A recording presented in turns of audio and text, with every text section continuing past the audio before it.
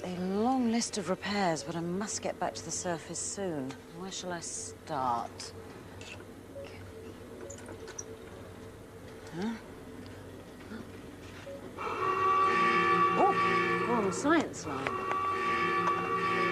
What's happening up there? Stella, we've got a question for you. Which weighs more, fizzy lemonade or flat lemonade? It's obvious. Flat lemonade weighs more. Fizzy Pop's got air in it, and air makes it lighter. Okay. This glass of Fizzy Pop weighs 173.1 grams. You see all those bubbles? They make it lighter. Shake it and it'll go flat. Careful, don't spill any. Right, it's nearly flat now. Wait again, it'll be heavier. 172.6 grams. It weighs less now. Stella, why is the Fizzy Pop heavier than the flat pop? Think about it. It's easy to think of gases being totally light, even weightless. But gases have mass, like everything else.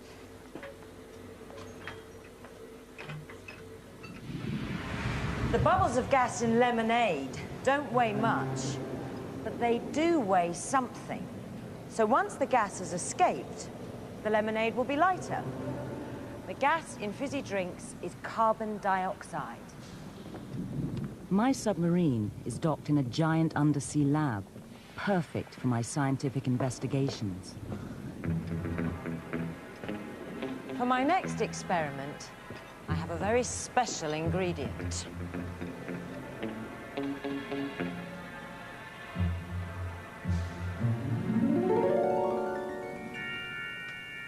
A flask of nothing. But watch this. It's a colorless, odorless, but heavy gas. Carbon dioxide. Carbon dioxide gas may be invisible, but look, it casts a shadow.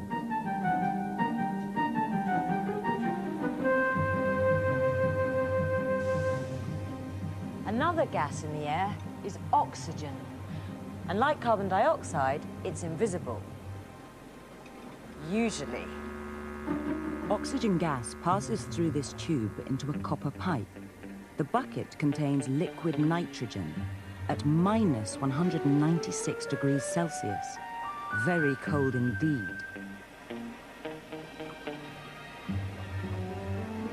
After a few minutes of cooling, look at the end of the pipe. Drops of liquid. It's so cold that the oxygen gas passing through the tube becomes a liquid. It condenses. In this tube, there's a solid, bromine. This is liquid bromine. And now, the tube is filling with brown gas. Bromine again. The same stuff, but in totally different forms. How come? Matter, the stuff that everything's made of, is made up of many tiny particles. The behavior of these particles is what makes a substance a solid, a liquid, or a gas. In a solid, the particles are packed closely together in a rigid structure, vibrating about fixed points, but unable to move around. In a liquid, the particles can move around each other, so the liquid has no fixed shape, but they're still very close together. But in a gas, the particles are spread far apart, moving around rapidly and randomly to fill the entire space. Everything around us can exist in the three states of matter: solid, liquid, and gas. We get used to seeing them in the state we find them normally, at room temperature. But when conditions are more extreme, you can't take anything for granted. Extreme conditions. Sounds like a job for Femi.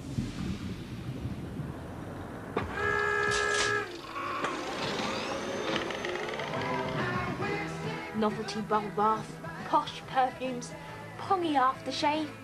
Ideal Christmas presents for Auntie Flo and Uncle Fred. They look quite at home here, don't they? But are they? The temperature of this cold room is minus 30 degrees Celsius. I'm here to investigate how liquids like these cope with this chilly climate. These test tubes all contain different liquid toiletries, but after a spell at minus 30 degrees, are they still liquid? Aruna, the lab manager, helps me check them out. I think our big fridge has actually worked. Shampoo, deodorant, bath oil, bubble bath, liquid soap. All the toiletries have frozen solid. Apart from the perfume and the aftershave. But is this a problem? Our people down in the Antarctic face temperatures as cold as this, even colder. Aruna works for the British Antarctic Survey, whose workers down near the South Pole face temperatures of minus 50 degrees Celsius. So out in the Antarctic, the field workers can't take liquid toiletries like these for granted. They often can't even wash. That is completely disgusting. Mind you, at least it'd have perfume to cover up the smell. But there's some other liquids they just can't do without. These skidoos need liquids for fuel and lubrication. But how does something like engine oil handle the big chill? My standard oil's lined up against Aruna's special Lubricant X.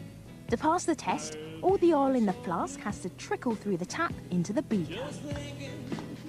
On your marks, get set, go! It's neck and neck as both liquids easily flow through the taps. But watch, my standard oil is getting thicker. It's definitely slowing down. Aruna looks pretty confident as her Lubricant X flows freely. Oh no, the standard oil's frozen solid. But Lubricant X is still a runny liquid. As you can see, your conventional oil would be no good at all in Antarctic. It freezes at about minus 15 degrees Celsius. So, Lubricant X is the only one to run the course. This is synthetic oil and it's been specially made in laboratories and designed to remain liquid at very low temperatures. So, synthetic oil has a much lower freezing point than standard oil. Yes, lower than minus 56 degrees Celsius. Great oil. So isn't it about time they made a deodorant that doesn't freeze?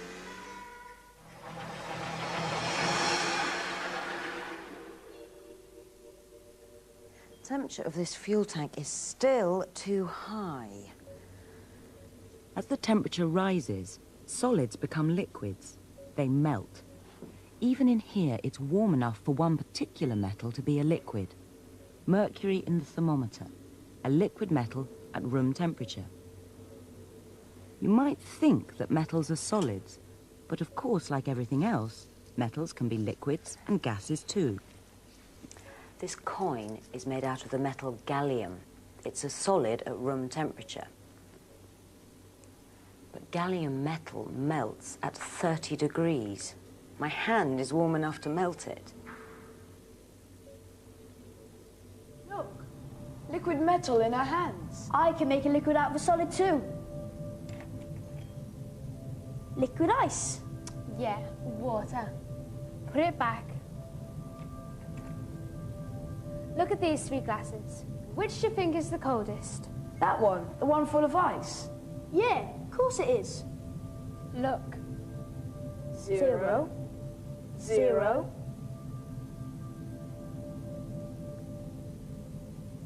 0. Why? Until all that ice has melted, the temperature of the water remains 0. No higher, no lower. Melting happens at a fixed temperature for a pure substance. It's called its melting point. Over to you, Femi.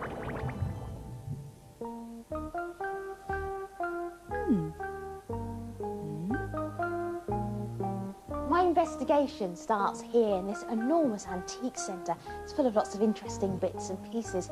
Now, I could rummage around here all day, but Malcolm, the owner, has a job for me. Yes, Femi. Here we have 3 metal objects. Rather charming, actually. I like that one. Each one is made out of a different pure metal. Uh-huh. What I want you to find out for me is which metal each is made out of.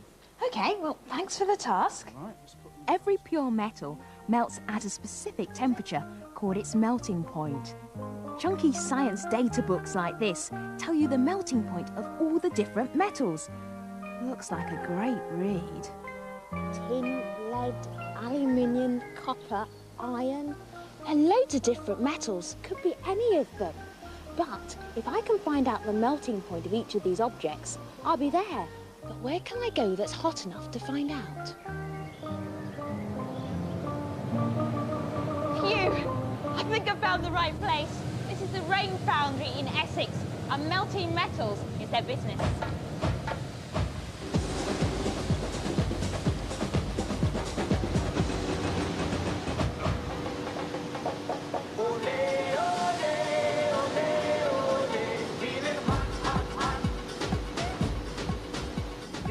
John's already got this crucible furnace stoked up to a high temperature. So which object's going to melt first? Whoops, in seconds. There's only half of Smiley Face left, but my other 2 objects are still solid. In goes John with a pyrometer, a special device to measure very high temperatures. So which metal melts at 327 degrees Celsius? Instead of trying to read these tables, I've got a more user-friendly device. The Science in Action Meltometer.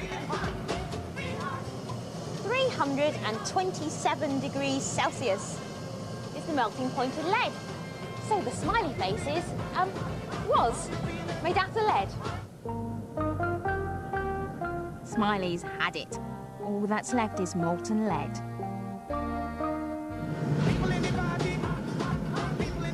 It's the pot's turn to melt next, and my turn with the pyrometer. Okay. You have to hold it up here before I put it. All right. Yeah? 660 degrees Celsius, the melting point of aluminium. It's an aluminium pot. Well, it was a pot. Whoops.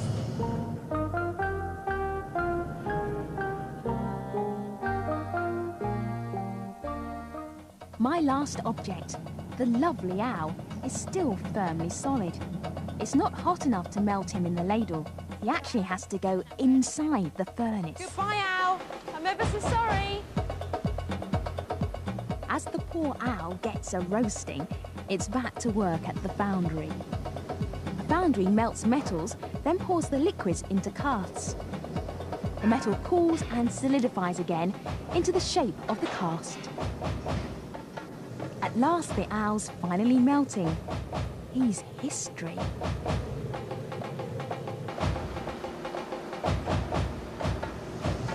1084 degrees Celsius. My owl was made out of copper.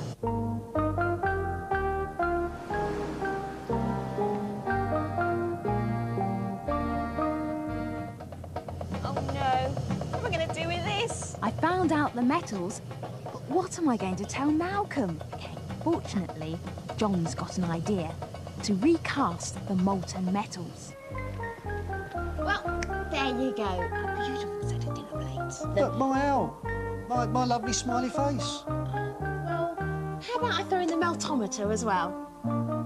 I don't really want a meltometer.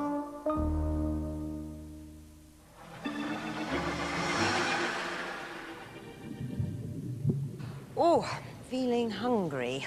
All those submarine repairs have given me an appetite. A 2-egg appetite. 1 in each pan. I'll just turn this one down, but I'll leave this one turned up full. So, which egg is going to cook first?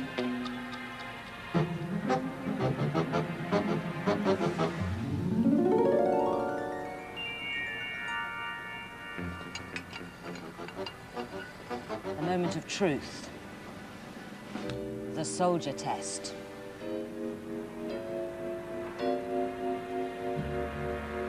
Exactly the same. Like melting, boiling occurs at a fixed temperature for a pure substance. So as long as it's pure, boiling water can't get any hotter than 100 degrees, no matter how much you heat it. Meanwhile, Femi's on her way to investigate another process. Evaporation.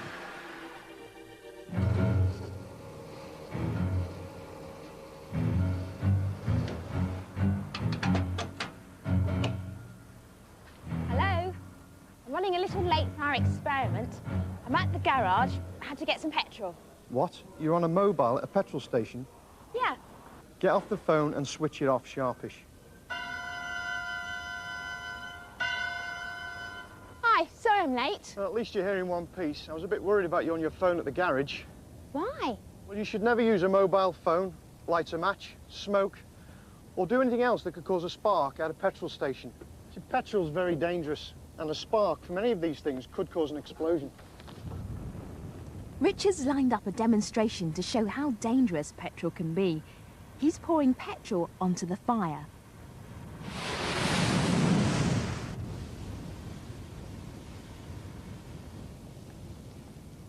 Richard, why does the petrol not just burn? It also seems to explode.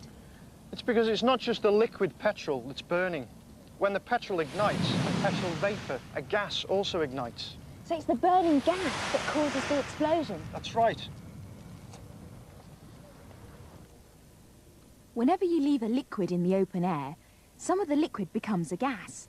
It evaporates. Unlike boiling, evaporation happens at any temperature. Petrol evaporates very readily and is highly flammable. An explosive combination. How do firefighters tackle such fires? One of the things we can do is actually cover the leak with a foam blanket. This prevents the vapors from escaping into the air. So when there's no surface area of the liquid exposed to the air, there's no evaporation. That's right.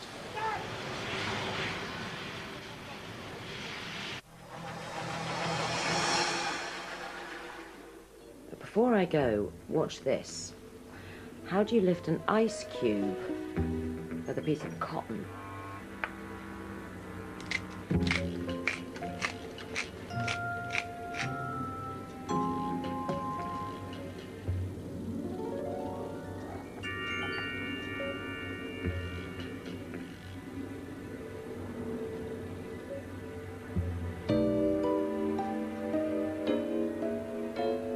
What? Did she sprinkle on it? Looks like salt. It's melted the ice. Why? Maybe it changes its melting point. Yeah, it's only pure water which has a melting point of 0 degrees Celsius. I think salty water has a lower melting point. So that's why they sprinkle it on ice ruins. To melt the ice. So the ice melts and the thread sinks in, but then the water freezes over the top of it.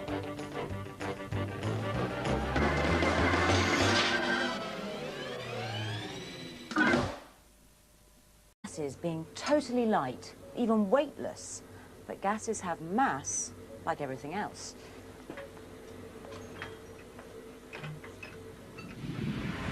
The bubbles of gas in lemonade don't weigh much, but they do weigh something. So once the gas has escaped, the lemonade will be lighter. The gas in fizzy drinks is carbon dioxide. My submarine is docked in a giant undersea lab, perfect for my scientific investigations. Well, it's a long list of repairs, but I must get back to the surface soon. Where shall I start? Huh? Oh, we're on the science line. What's happening up there? Stella, we've got a question for you. Which weighs more, fizzy lemonade or flat lemonade? It's obvious. Flat lemonade weighs more. Fizzy pop's got air in it, and air makes it lighter. Okay.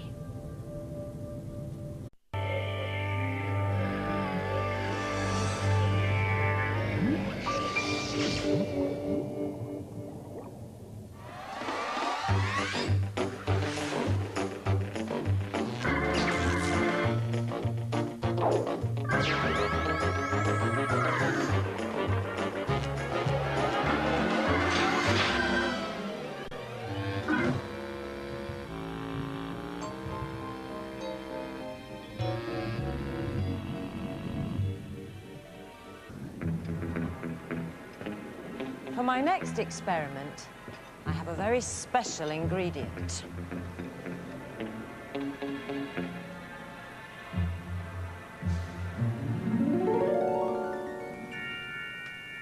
A flask of nothing.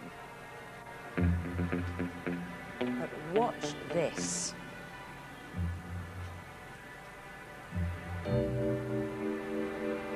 It's a colourless, odourless, but heavy gas. This glass of fizzy pop weighs 173.1 grams. You see all those bubbles? They make it lighter. Shake it and it will go flat. Careful, don't spill any. Right, it's nearly flat now. Wait again, it'll be heavier.